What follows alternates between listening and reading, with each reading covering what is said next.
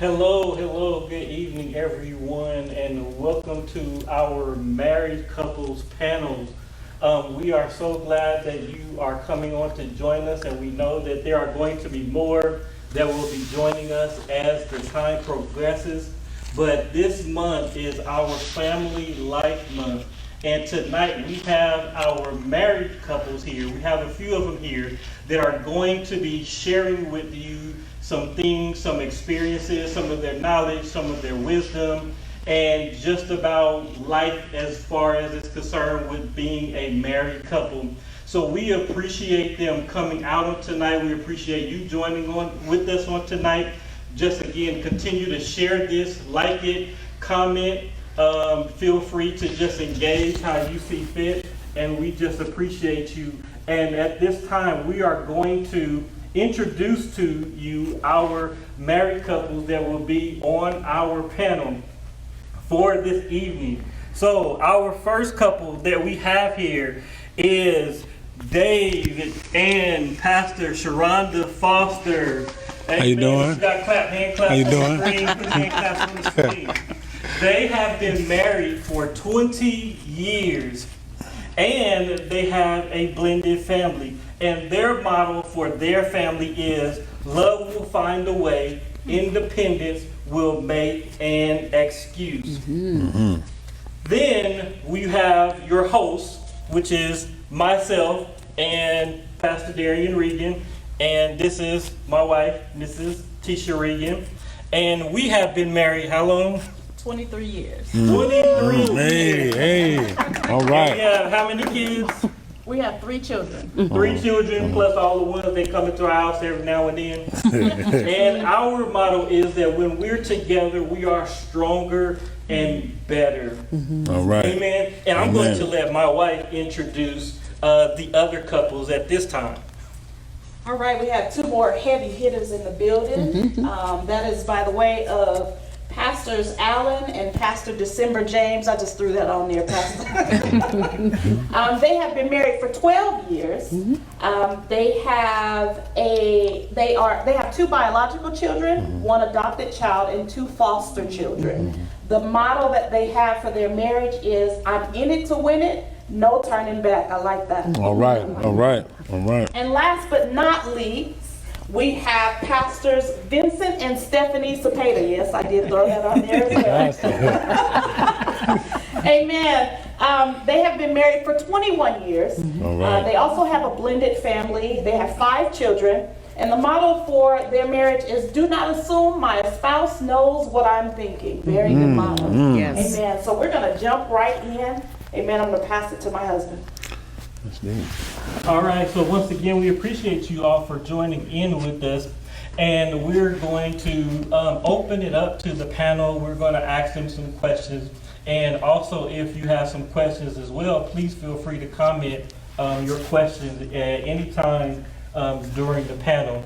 And so we're just going to go right in. We're just kind of going to go with the flow and just let the conversation just kind of move by itself. So the panels, they were already made aware of the questions, and so we should have some really good, well thought out conversations that should be coming to us. Amen? Amen. So we're going to open this up with the first question for our panel, and we're opening it up kind of to anybody who feels free to kind of answer the question. But actually, no, we'll ask all 3 of you. All 3 of the couples. What sacrifices do couples need to make to have longevity in their marriage? So what sacrifices do couples need to make in order to have longevity in their marriage? And we'll start with Foster first, and we'll go around. I think one of the biggest sacrifices is understanding your spouse. Giving them room. I think being married is more like dancing as opposed to wrestling. So we live by another rule. It's like the 80-20 rule. You can't expect 100% from nobody, but if you have that little margin of 20%, you kind of not overlook it, but you allow that little 20%, and you just kind of gradually make sacrifices so y'all can coexist. I mean, it's 2 worlds coming together as one. And I always say 1 + 1 = 1. So you want to give each other the room where you can coexist, because you're coming into each other's atmosphere. So you want to, be able to make each other, comfortable and accountable for each other too. I agree, of course, with what he said. And another sacrifice that I think that you have to make and be willing to give is your thought of freedom. When you are sharing a space with someone, you are not always free to do what you thought you would be able to do. And so we have come into a space to where we can agree that we both need freedom. And so the controls are kind of let down and let go, and we're able to live in a space of freedom. I'd say for us, my biggest sacrifice, we're totally the opposite. We're on the opposite side of the spectrum, so we come together best when I put myself down and learn to enjoy the things she enjoys, and vice versa. Because again, we're totally the opposite. She's a gym person, I'm not a gym person at all, but I've got to learn to enjoy the things she enjoys to better us together and learn how to enjoy it together. Same here. My sacrifice is when I know Vince is at a place where he needs my time, I'm going to stop everything and be like, okay, my husband needs my time. Because the family at home is your first ministry.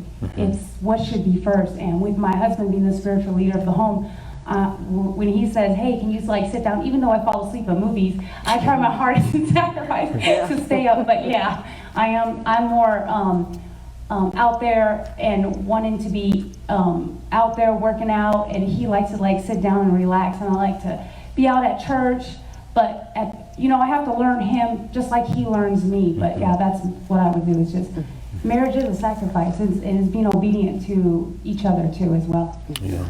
Man. Yeah, so I feel like coming together in the marriage, the sacrifices you have to be willing to make is one, financially. One may come into the marriage with more debt or no debt. And you come together, you take on that together and say, I agree that we can handle this together, we can knock this out together. That's true. Because I didn't have any debt that much, I really didn't. And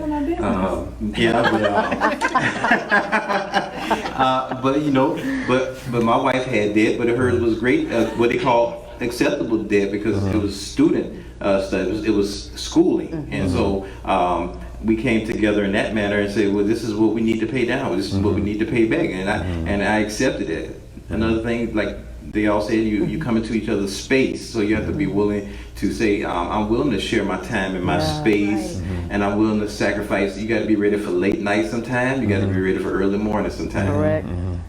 I'll pause on that for a second.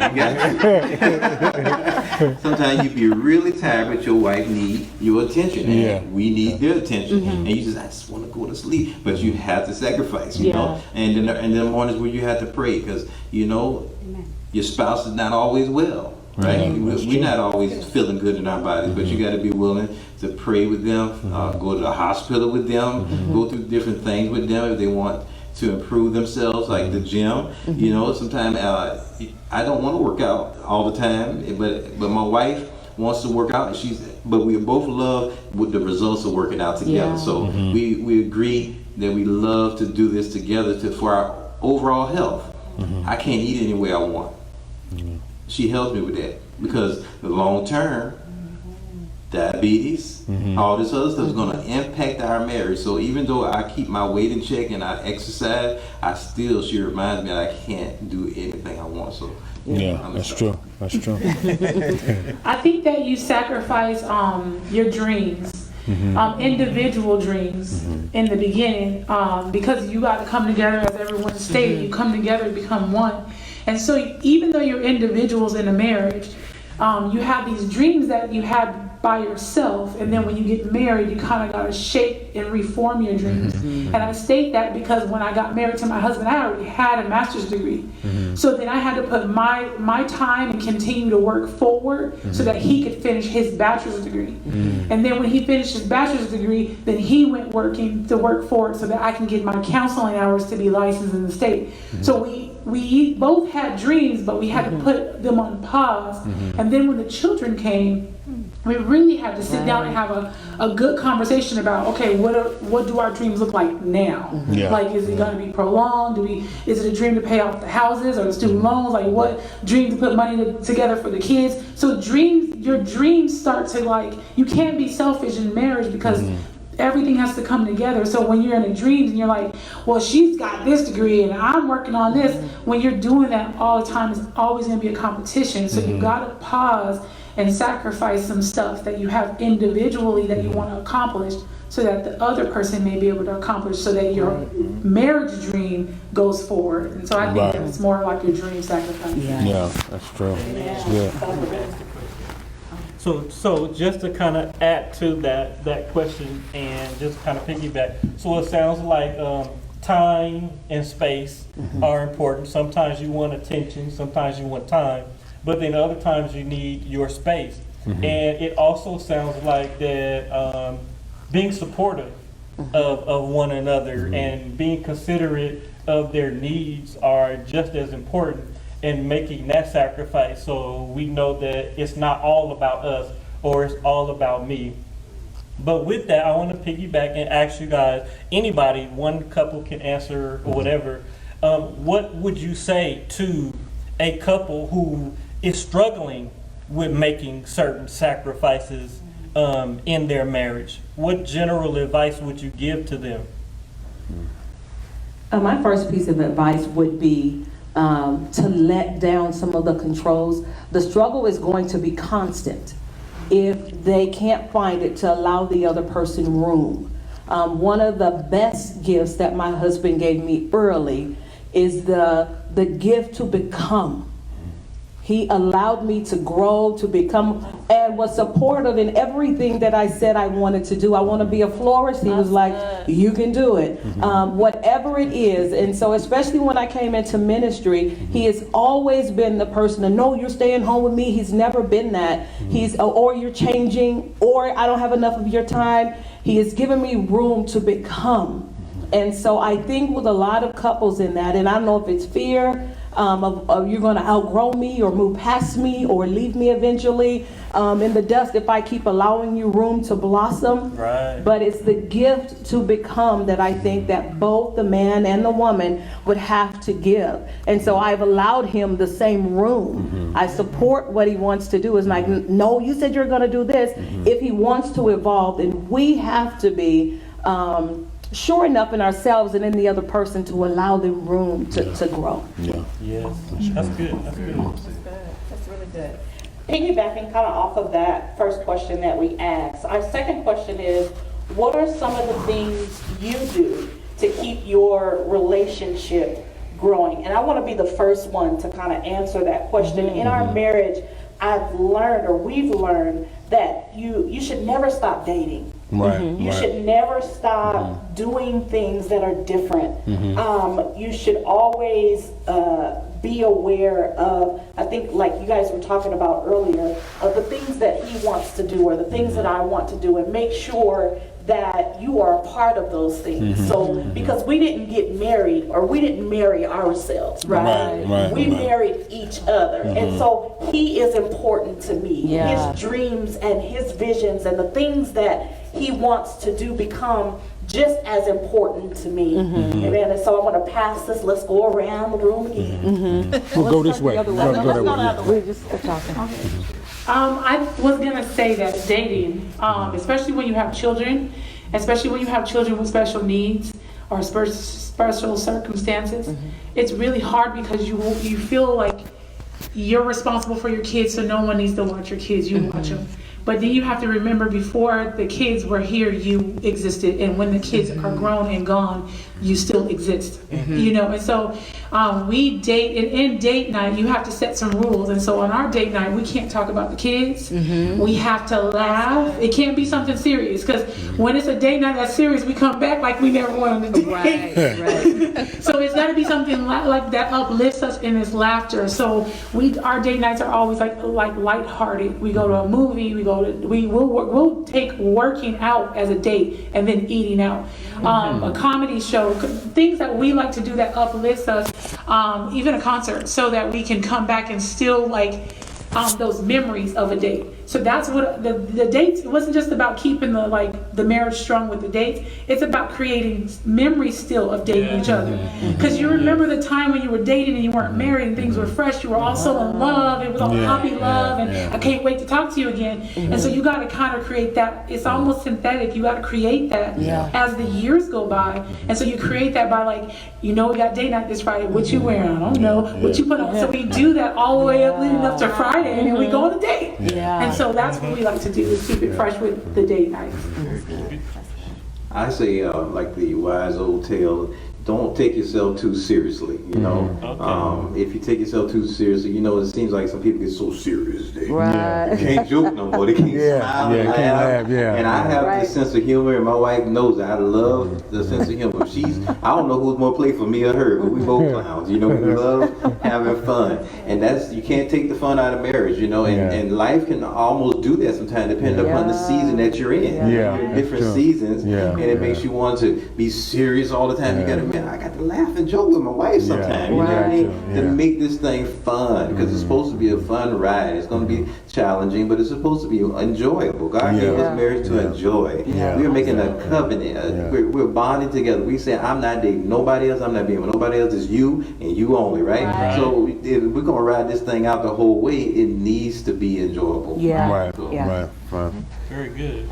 I mean, to piggyback too on both of you guys, when we were just driving here, I was saying this feels like a date night. We haven't done this. Everything that's going on. We would do our date night once or twice a week, and now there's no kids in the car. We're actually going somewhere. I'm like, wow, this feels like old times. It's not that we don't do this. We do it because of the times right now that we have. So we have to figure out how to do date night at home, or just even a walk in the park is a date night. But I mean, the other thing too is marriage. I think you have to be all in. You can't be 90% in, 95% in. Right. It's an all-in thing. This is the biggest risk you're going to take, but this is the most important person. So why not give her my all? So it's about putting her first. And the more I put her first, the more she actually puts me first. So it's a win-win situation as well.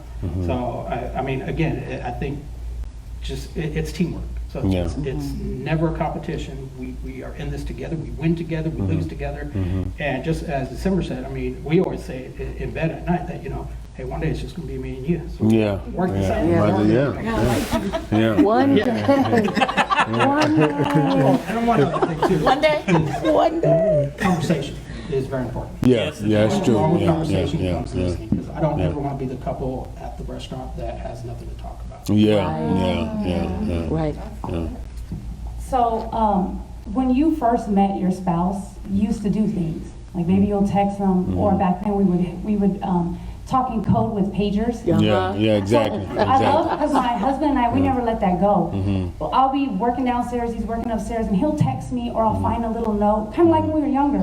Don't allow that to die. That should never go away. And just showing, like, I'm thinking of you. And flirting back and forth on text. We do it all the time. And just don't let the kids see it. He said, don't let the kids see you. turn off the other iPad. But and keep that going. And what I like to do too is recognizing him. Like when he comes downstairs and he shaved his beard, I'm like, okay, did he shave his beard? So I'm like, oh, your beard looks nice, So giving each other compliments, that is so important. And so for me too, and it really is what Steph and Vince just shared, I'm intentional to say things. I'm intentional to remember him. I'm intentional to compliment him. And not that it's fake or it's phony, but I keep him in the mind that there's someone here that is completely, madly in love with you. And so I just send those. And so we keep it fresh and we keep it alive in that way. We were watching something on the Hallmark channel just the other day, and I asked him, and they had all of these new relationships. That was the whole series. And I asked him the question, I said, what's better, new love or longevity love? Because you know when you have new love, it's fresh. You can't wait to see them. You're falling asleep on the phone talking to them. And so I just asked him, well, what's better, the new love or the longevity? And he said it has to be the longevity because the new love will wear off.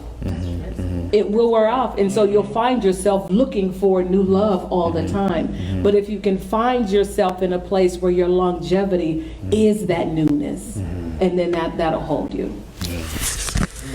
And it's pretty much the same for me as far as the date night type stuff. We try to have 1 or 2 a month, depending on, and then I look forward to it. And I gotta admit, like early on, you know, as you progressing in your relationship and your marriage, you kind of get bogged down with bills, work, and kids. And you know, and I kind of had to be like, well, hold up.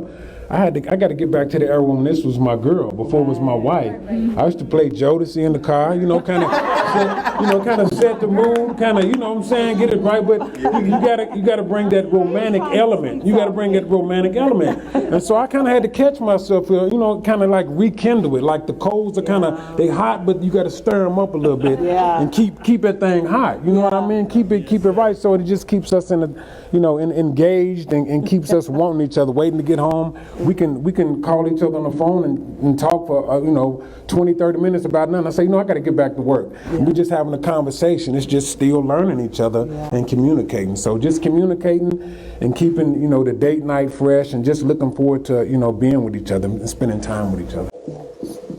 All right, that is good. These are some good responses and some good answers.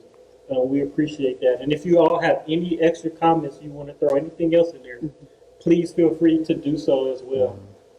Also, so we want to ask and kind of present something, a financial question. And we know that finances can be a thorn or they can be an issue sometimes, right? And sometimes you have situations where people are experiencing some financial difficulties, and sometimes those financial difficulties can cause a couple to be distant or cause them not to communicate about what's going on, can create stress in the home environment as well. Even if the finances may be well off, you may be doing great and excellent, and somebody may be the spender while somebody else is the saver as well. So agreeing on what your home looks like and your marriage looks like, and discussing those things as a family when it comes to your finances. So what we want is for the panel to kind of share some advice that they would give to someone or a couple who is struggling financially, or who can't agree on what they need to do financially to the point where they're not on the same page. So we're going to open it up to anyone at this time. Well, I think I'm an educator. So the first thing I think that when you're struggling financially, both you and your spouse need to sit down and get on the same page, educate yourself about where you are, what you need, and where you're going. Alan worked for Wells Fargo for almost 15, 14 years, so it wasn't, he had a financial background, so it kind of helped me, but then I was kind of financially smart. So what we did was, I knew that we both would come in with our own ideas on how the finances would be run, that kind of stuff. So we took a financial class. We educated ourselves on the stuff we did not know. And then we came together and said, again, going back to those common goals as a couple, this is what we want to do with our money. And so anytime we would get ready to do something else, Alan would go, is that going to help us get closer to our goal? And if I had to answer that question real, like a real hardcore, not having a fit, I want those leather shoes that, because that's my thing. I love leather. I smell leather, I want to buy it. I don't care about the goals no more. And so he would be like, is that going to get us closer to the goals? And when I had to answer that question with a real honesty, like, I would say no, and that would help me with the spending. Or in the house, if he wanted a new instrument, I would go, does it help us with the goals? Then I would also say, does it help us with the goals? No, but let's see how we can kind of cut so we can get that. And so that to me would be where you sit, educate yourself as a couple. Because when you're not together, he might think we are like way far down the road. We've done all this stuff. And we don't need this money for this. And I'm over here thinking, no, we not where we need to be. Yeah. You got to get on the same page financially, get educated so there's an even playing field. I just feel like that foundation with the finances need to be established. And once they're established, everything comes from that foundation. Yeah. I just think she's totally right. I agree. We made a plan also to give more, to give make sure that we didn't stop giving our offering and our tithe, because we knew that was kingdom related. And when you do kingdom related stuff that God told you to do, he opens up doors. And I can tell you that he has taken care of us so well when we've done that. We was at our lowest point at one time, and I was just I got to the point where I was like, well, maybe I can double up our tithes next time, and we can skip this time. And she was like, no, we cannot do that. And I was like, what? He's like, well, we can afford to do that. And she got me in that place of thinking, this is how we're going to prosper, is that we cannot stop being faithful to the giving that God told us to do. And if you don't have any money, you need to learn how to give in other ways. You need to learn how to give of your time, give to other people, help out, because God blesses you through your giving. Yes. Unmeasurably. He just blesses you all kind of ways. Your health is a great thing that he blesses you with. Even because it's no good to be wealthy and you're sick and you can't enjoy anything because you're definitely sick. So he helps you when you give. So me and her made a plan to give more. And I just had to share this one testimony. She was teaching one time, and we were at a low point financially. We didn't have a lot, and she said she wanted to buy clothes and a belt for this one boy who didn't have a belt. He was sagging all the time, and she asked him why he was sagging. It's because nobody bought him a belt. And she said, I think I'm going to buy him a bunch of belts and some pants. And I was like, why? We barely making it right now. And she said, I thought you knew the power of giving. And she shook me right there again, because, as the male, you always like, do we have the money for it? We tightwad, some penny pinching tightwad sometimes, what they call them, right? But she helped me realize the kingdom thing to giving is sacrifice. And when you sacrifice, God blesses you immeasurably. Amen. This is my favorite subject. I love finances. But I agree a lot with what December said. You need to be educated, first of all, because a lot of the controversy that comes with finances is for people who don't understand it. And it gets very frustrating to not understand it. So if you don't understand finances, take a class. There's stuff online that is free. You got to learn. And you got to learn also that you're in this together. That my account is her account is my account. Now, I know there's a lot of couples that probably don't share accounts. That's fine. Whatever you do in your home is your business. But at the same time, she knows what's in my account. I know what's in her account. I know how to access it. She knows how to access it, because our funds are together. It's absolutely together. So again, I'm going to go back to what I said previously. We either win this together, we lose this together. So if we're going to be poor on the street, we're going to be poor on the street together. If we're rich on the hills of Hollywood, then we're together. So again, it's just being an open book, being educated, and then you also mentioned goals. Have that goal. Know what you spend your money on. It's easy to say, okay, well, we want to buy this house up in Sky Canyon, but if you don't know what you're spending your money on, how are you going to get to point to that point? So you have to document everything you spend so that you know what you spend, you know what's incoming and what's outgoing. And if you ever have more outgoing than you have incoming, then you're doing something very wrong. Something's a problem. So we would be broke if I was in charge. Because I'm a giver, but he balances me, and he, like you said, men are, because he feels like a man feels, this is what I get off Vince. A man feels like if something happens in the family, the finances fall on him. So, but then I like our balance, because I'm like, well, it's okay. You don't have to hold on to it. You know what I mean? And we've never had an issue with like finance with each other. That so I think where like if I want something and it's not in the budget, then I'll know like, oh, I don't need it. I'm not like the materialistic person. But other than that, I am a giver, where they said it's not really good to like always give, because then you will. Well, I don't know. That's just he tells me. You should give the house away. Oh yeah, I would. So that's what you say. But other than that, you should be in one accord with the finances and respect each other's decision. Yeah. I think I agree with what everybody has said. I also think that pride has to come down. Yes. There is a lot of pride when it comes to money. And I'm speaking for myself. We got into a place to where we have always been a two-income household. It had always been that way. When I came into ministry, that changed. I came into full-time ministry. I did not know it was full-time ministry. It was not my plan. This is something that God just began to do in us. And I understand the difficulty when you talk about couples who are having a hard time with the finances. Mine was pride and mine was control. We were two. I made my own money. And we did share it in the household, but that was my contribution. And so when there is a change and a drastic change, then there is a redefinition of what is happening in the household. And so I had to redefine who I was in the household and even my worth in the household. I was never a housewife, didn't understand the worth of a housewife. I worked at a time the breadwinner, and then we switched places on that. And so I think pride has to come down. Trust has to come in. You have to trust your partner with it. And then all at the same time, then your partner cannot lord it over you, what they're doing. And so I would say first, if they're having trouble with it, whether it's a lack of or too much, obviously there's a conflict. Let your pride down, come into a place of conversation and into a place of trust. Yeah.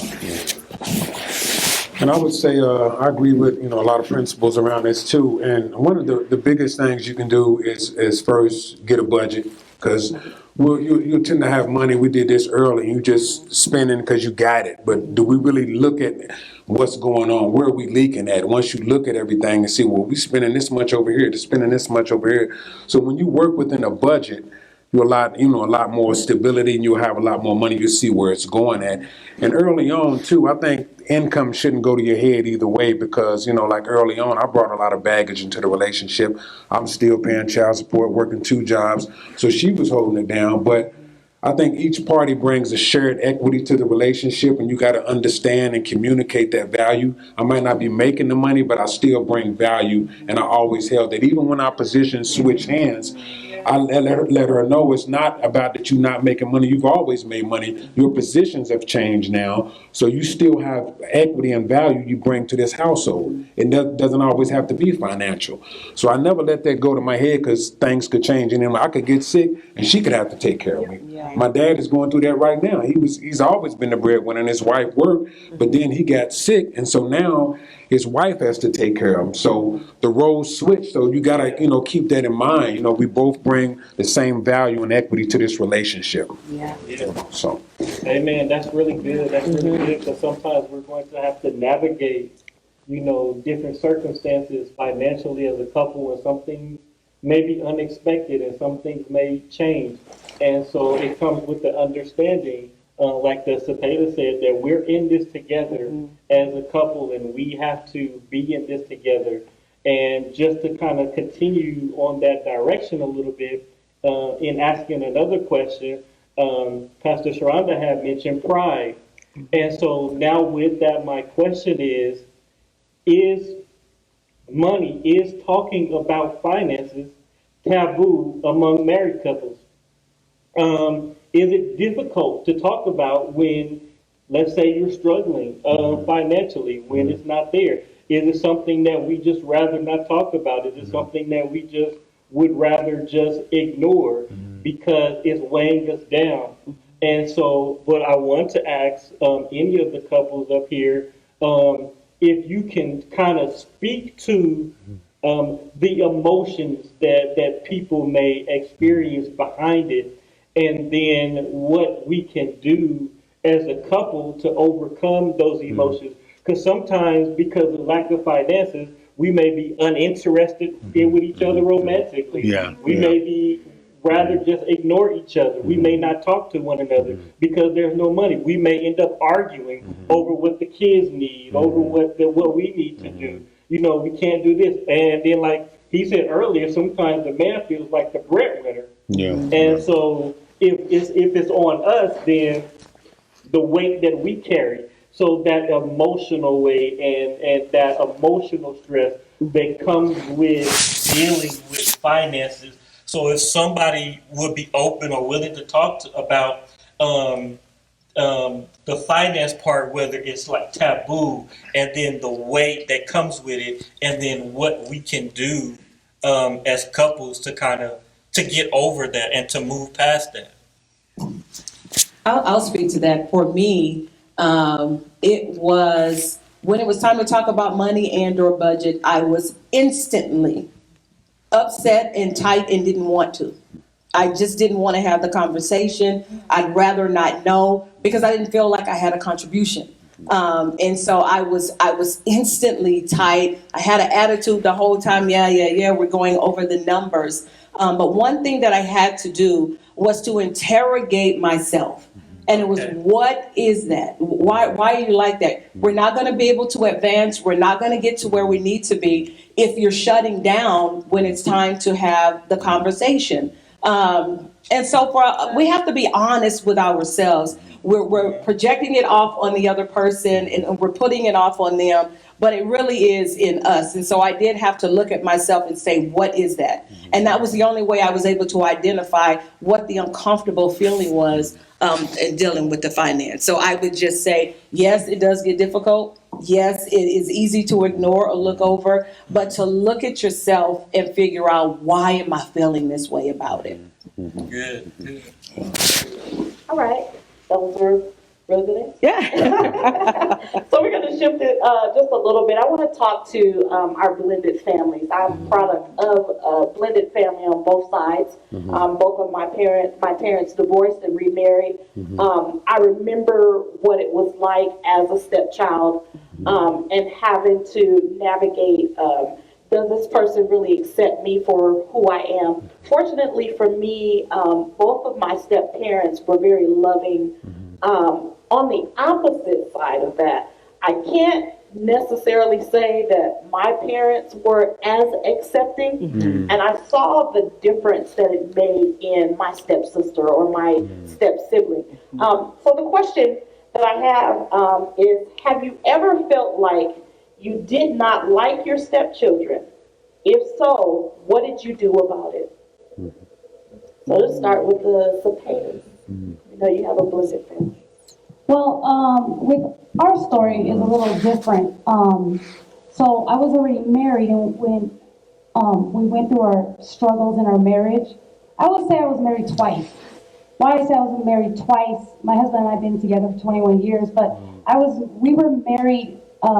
We were married where we were making decisions on our own, so there was no God in it. Didn't know God. We didn't grow up in the church.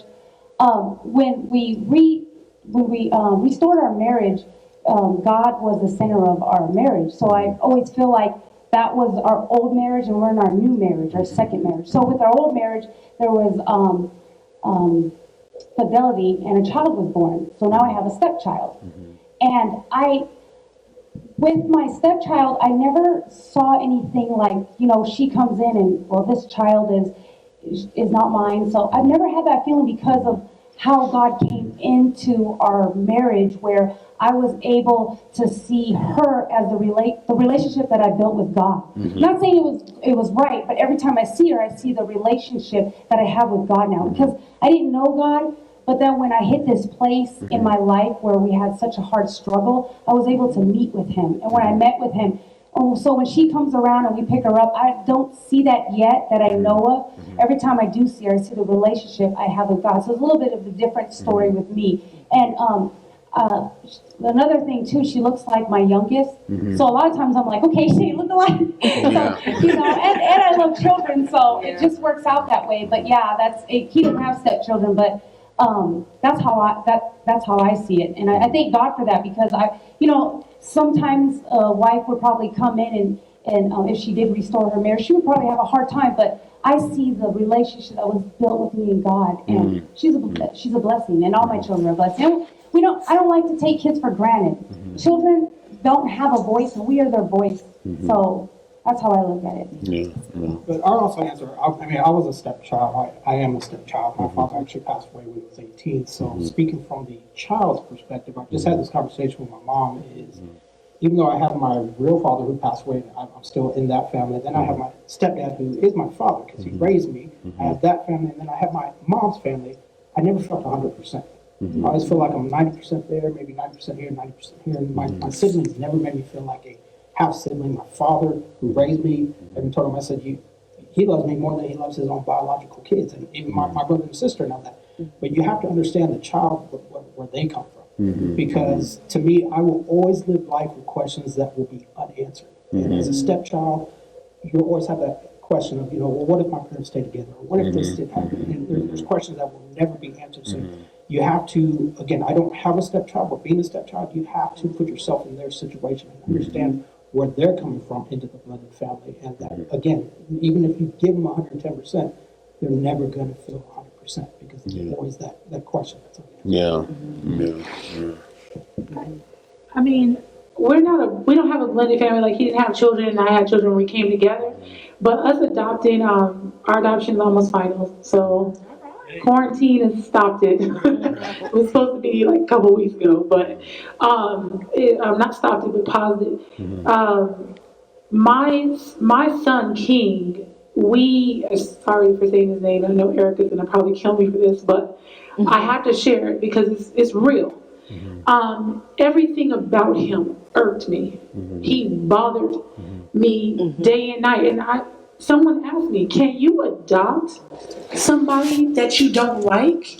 And I was like, I actually love this boy, but I don't like him. And they were like, is that fair to adopt a kid that you don't like? And what I was doing was he was getting along with, Emma, he's getting along with all the other kids, he's getting along with Alan, they playing football, but it's me. It's something about me. And so being a therapist, I was like, you know what? We need to go to counseling. So we go to counseling. And we're in counseling, and I don't know why I'm gonna cry now. And the therapist says, I brought you and your son together because I see that there's tension, and before this adoption is final, we want to make sure we clear up this tension. And she said, what is it, December? And I said, I'm so sorry that I'm about to say this, but I looked at my son and I said, I want you to hear me because I don't want your spirit to receive the wrong thing. And I said, I really do love you, but there's something about you that I just don't like. And the therapist was like, and she said, well, King, how do you feel by hearing your mom say that? He goes, actually, just like this, I feel relieved because I don't like her either. And from that day forward, we became closer because it was the unsaid, that it was the unspoken that was actually keeping us apart. But when we said it and we both recognized it and we were both able to identify it, then we were both able to come together and be truthful with each other. And I think that honest truthfulness between me and him and I trying to bond, when he already has a real mom, he knows his real mom, and I already got kids, he knew we had to say the unspoken. And once we said it in a safe place, that's the key. Once I said what I needed to say, it wasn't to tear him down or break him down, it was to say the unspoken. And then he felt safe enough to say the unspoken to me.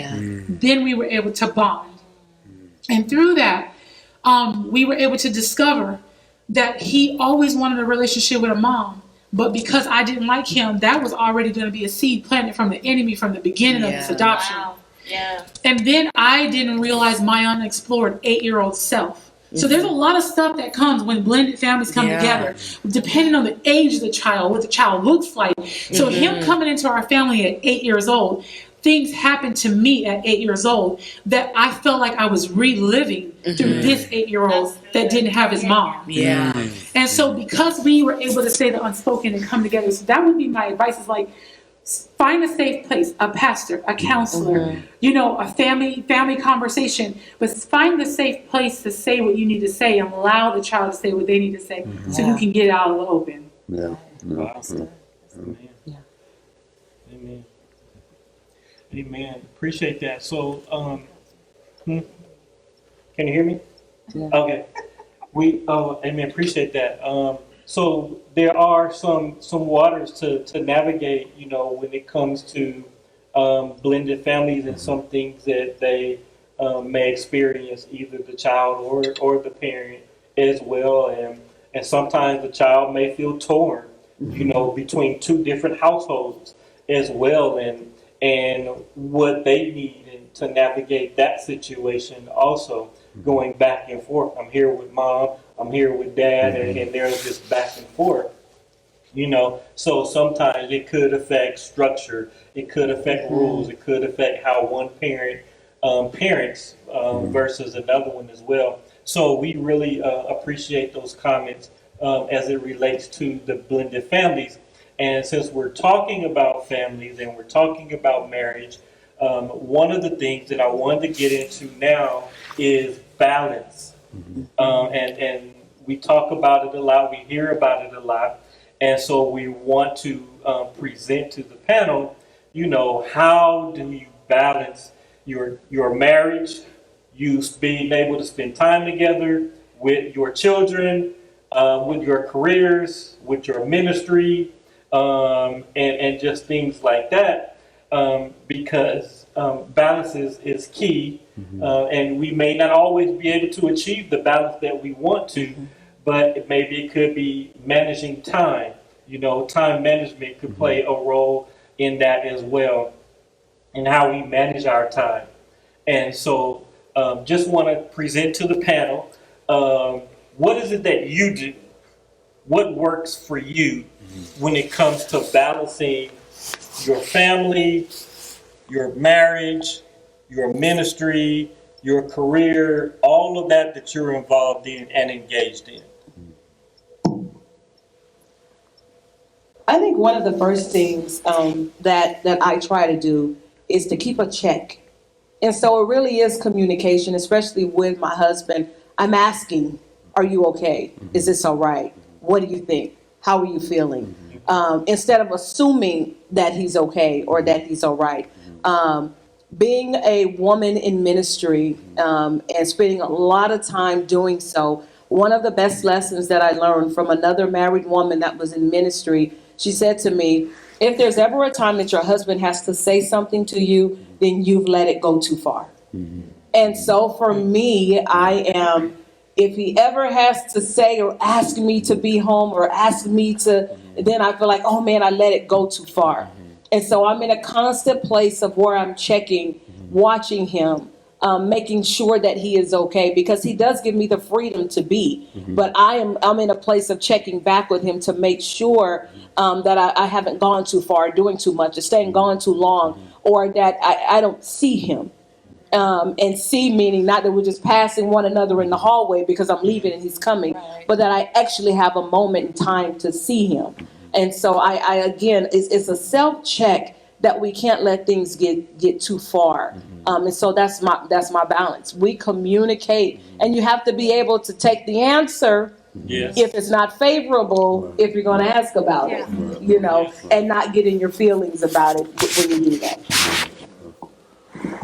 I just try to keep a balance and not let nothing get too much, not let either one of those pockets get too much of the deficit. So if it's like a trying week with either work or ministry, I know, okay, I'm gonna just charge that week to the game and we'll get it back maybe in a couple weeks. So we'll make up for that. So I'll try not to let nothing get too low and just try to keep that balance. I have some late nights sometime, and I get home and she's still up waiting on me, and I appreciate that.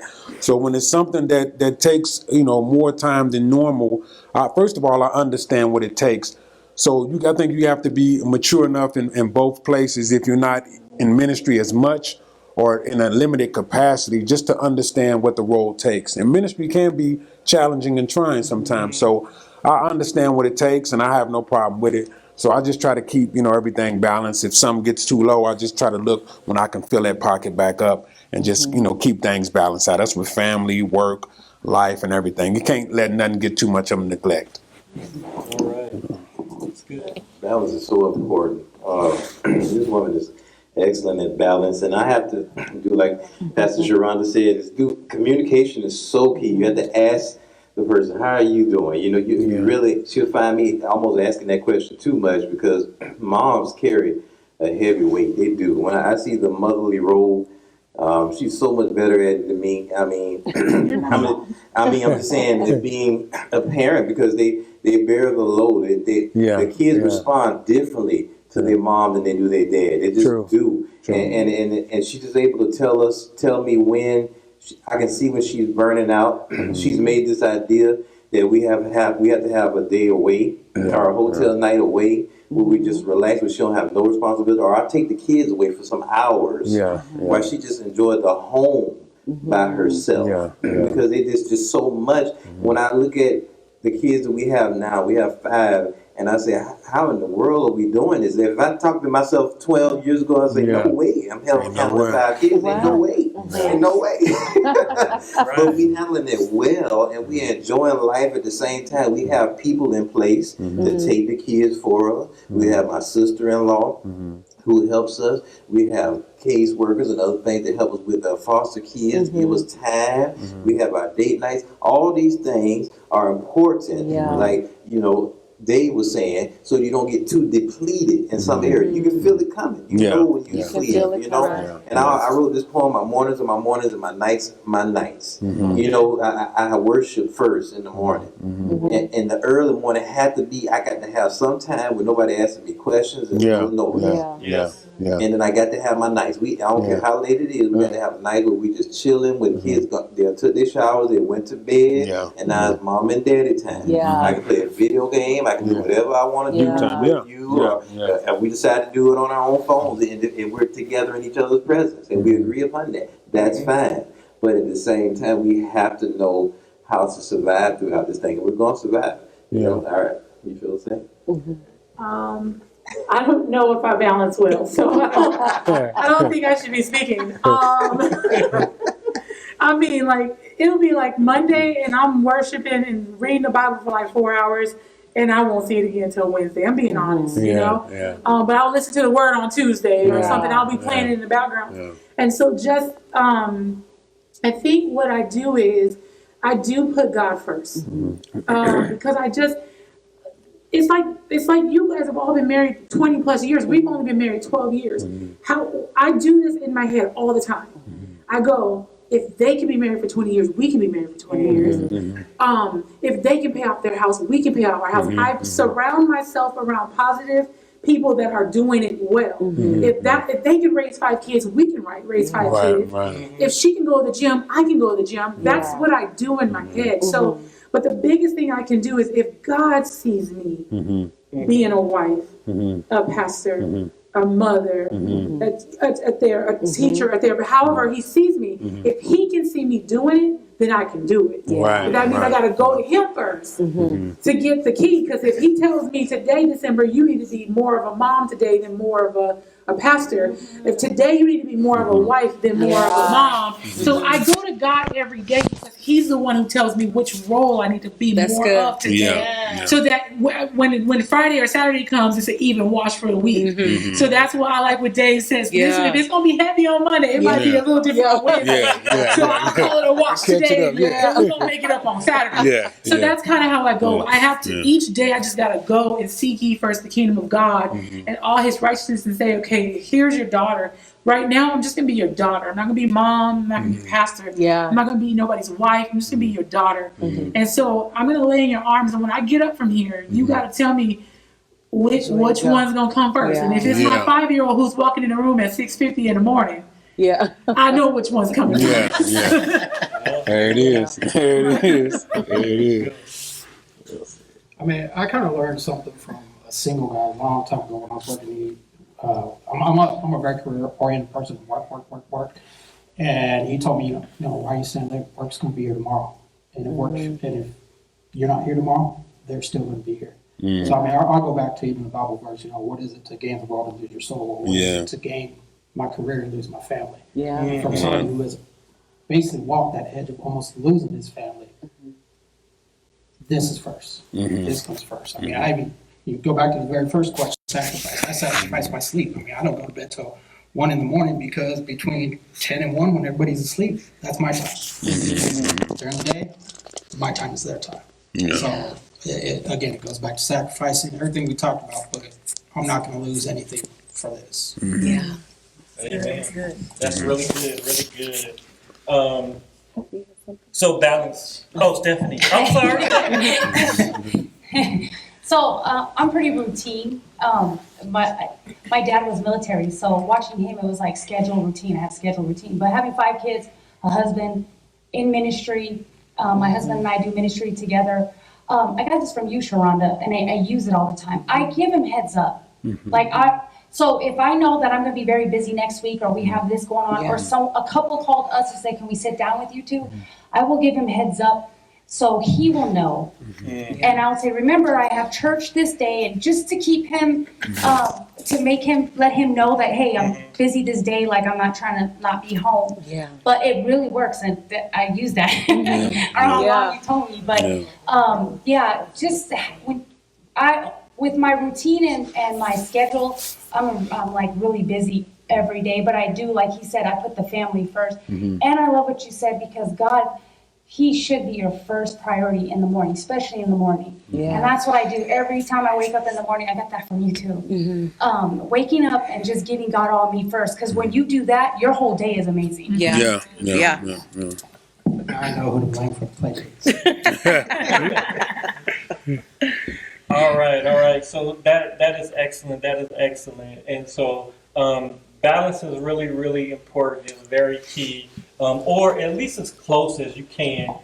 Being mindful of one another, being respectful of each other's time, as well as your children, and giving yourself, and again sacrificing, what they need and what they want at that moment, and just really knowing how to navigate what works best for your home when it comes to balancing as best as you can. Will it be perfect? No, it won't be perfect. But as long as you're mindful and you're paying attention and you're aware of your children and your spouse, and you're giving them the time that they need, you should be good. I remember watching a documentary on a couple. Their daughter had grown up, and they were getting a divorce after their daughter had grown up. And they found out through therapy was that because they spent all of their time raising their daughter, that they stopped spending time with each other. Right.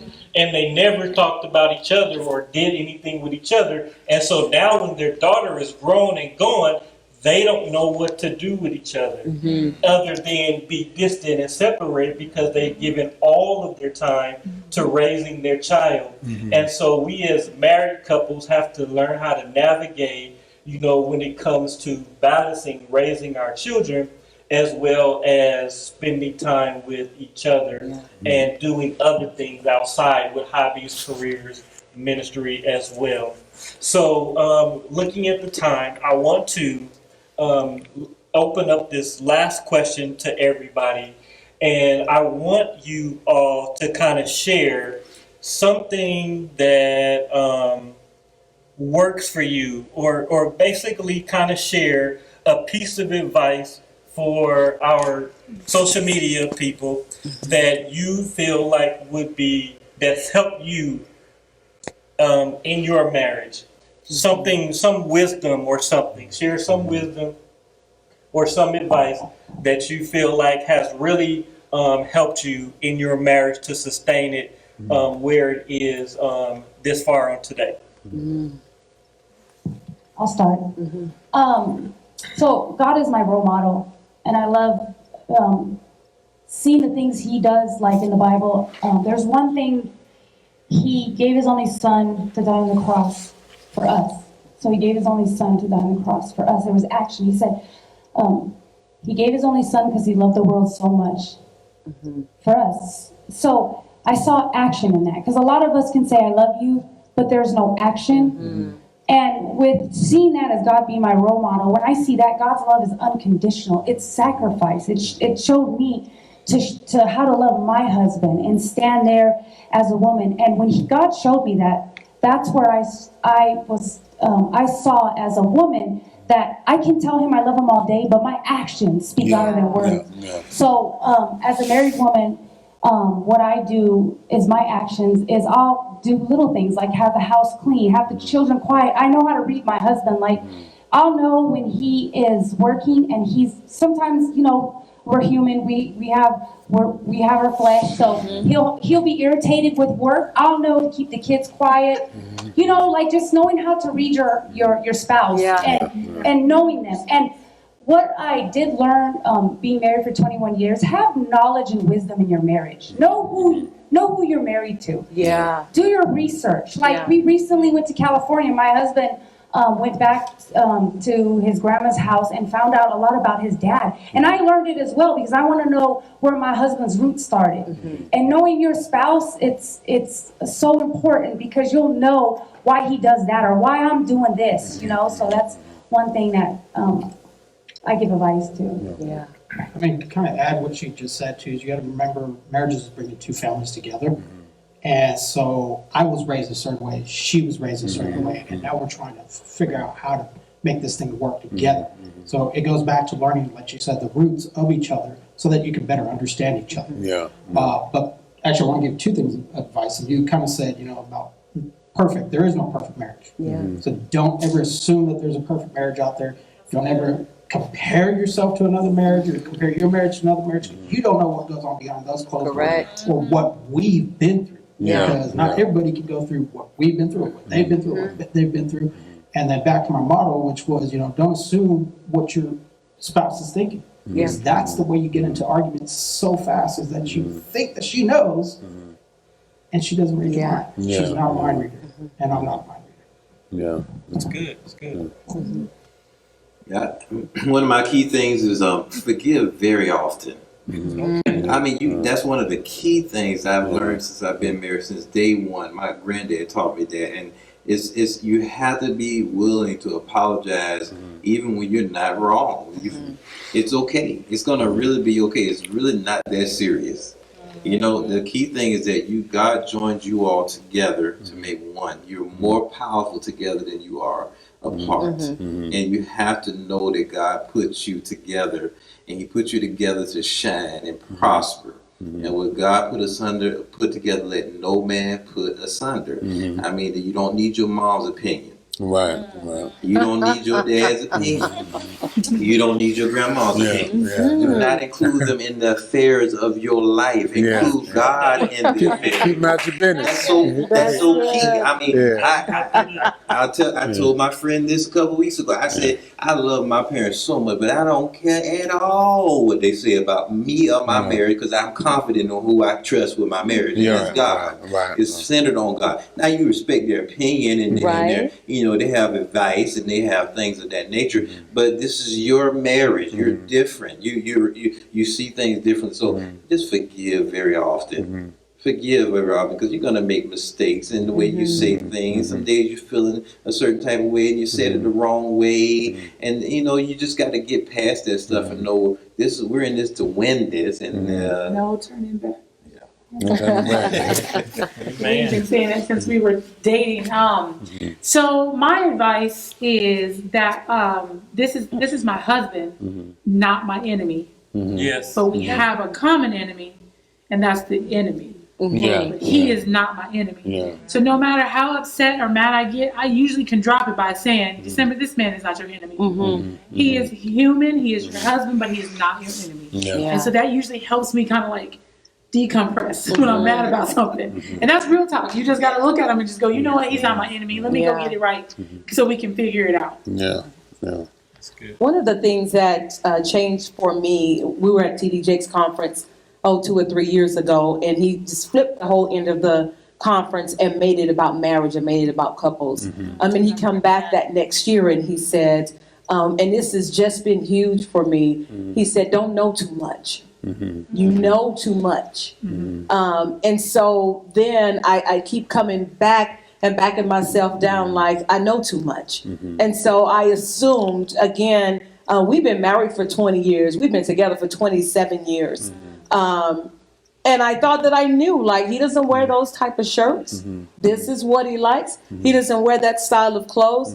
But I knew too much because over like the past 5 years, his whole style has changed. And so he was saying that to say, don't assume that your spouse is the same person that you married all those years ago. They are growing. They are evolving. They do like new things. So don't know too much. There's an assumption, well, he's not going to want to go with me to that. Don't know too much. Don't know that he won't. Invite him again to see if he'll come. We went to a nice theater play, a stage. And I stayed awake. Yeah. A stage play.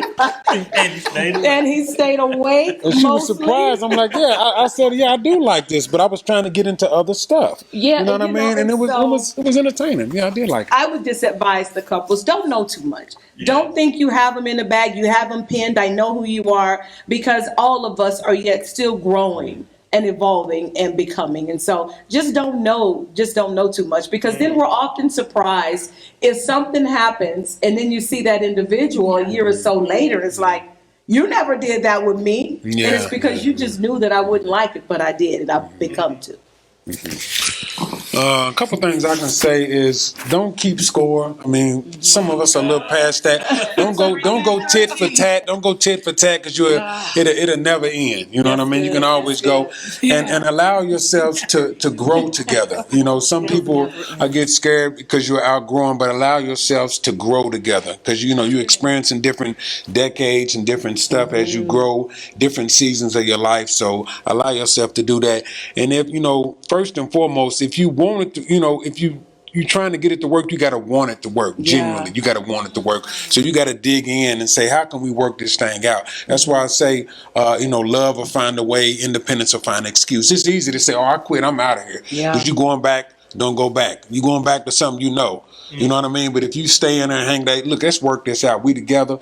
We said we're going to be together. So when you get any kind of difficulty or adversity, stay in, dig in, and work the thing out, and you're in it for the long run. Okay. Last piece of advice. I don't know, just from the heart, this is my best friend. For me, in my mind, I look at situations or struggles that, you're always going to have issues or whatever. But in my heart, it's like divorce is not an option. We owe it to each other to work through this and to push past whatever may come our way. And for me, he's worth it. Right. So I guess, just simply said, that would be my best advice. Yeah. Okay. That's perfectly fine. And so lastly, I would like to leave this with you as well. Pastor Sharonda, kind of on the same lines, that I look at marriage as a lifelong commitment. And so you're spending that lifelong commitment getting to know that person. And it's going to take that whole time to get to know them. There will be growing pains. There will be problems. There's no doubt about it. You can't avoid it. That's life. But don't assume that you are going to know this person in 5, 10, 20, 30 years. As long as you're together, you're always going to be getting to know each other.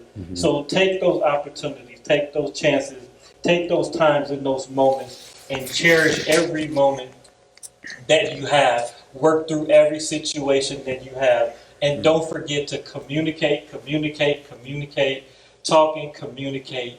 And that's what we want to share with you all on this evening with our couples. We thank God for all of our couples, for all of our married couples, the Foster's, the Cepedas, the Jameses. We appreciate all of them, the wisdom, the knowledge, the experiences that they have shared with us on this evening. We thank God for all of you that have joined us on this evening on Facebook Live, that are live streaming this with us. And even though we know that there are going to be some that are going to watch this a little bit later, once again, here at New Antioch Christian Fellowship, we are in our Family Life Month, and we are focusing on families. And so we just wanted to present this and share this with our families and narrow in our focus on tonight by discussing and talking with married couples.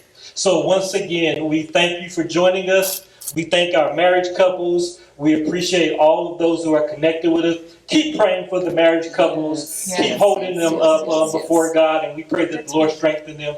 In Jesus' name, we thank you. Amen. Amen. God bless you all. Amen. Have a good evening. Peace.